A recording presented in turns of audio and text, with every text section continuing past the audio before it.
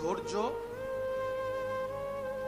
এটাকে আলোকিত করে, ধৈর্য এটাকে মজবুত করে, ধৈর্য জীবনে টিকে থাকার জন্য একটা শক্ত ভূমিকা কাজ করে, ধৈর্য জীবনের অভিজ্ঞতাকে আরো পাকাপোক্ত করে, ধৈর্য মানুষ চিনতে সহযোগিতা করে, ধৈর্য আপনাকে সামনের কদম কিভাবে দিলে সুন্দর হবে সেটা আপনাকে শিখিয়ে দেয়। সেজন্য ধৈর্য ধরলে দুনিয়াতেও নিয়ামত, আখিরাতেও নিয়ামত। আল্লাহ তাআলা আমাদের সবাইকে বুঝার তৌফিক দান করুক, আমিন। 5 ওয়াক্ত নামাজ পড়ার চেষ্টা করব, সবাই বলি ইনশাআল্লাহ। বড়দেরকে সম্মান, ছোটদেরকে স্নেহ করার চেষ্টা করব, সবাই বলি ইনশাআল্লাহ।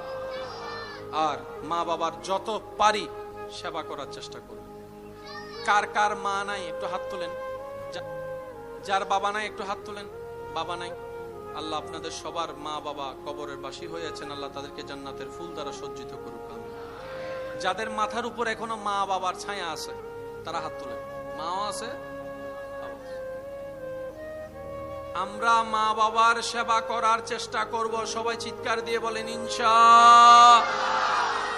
নিজের জীবনে পারতবশত কখনো মা বাবার সাথে বেয়াদবি, বড় গলায় কথা বলবো, মা বাবার চোখে পানি আসবে এমন কোন কাজ করব, নিজের উপর হাজার কষ্ট হোক মা বাবার মুখে হাসি ফুটানোর চেষ্টা করব।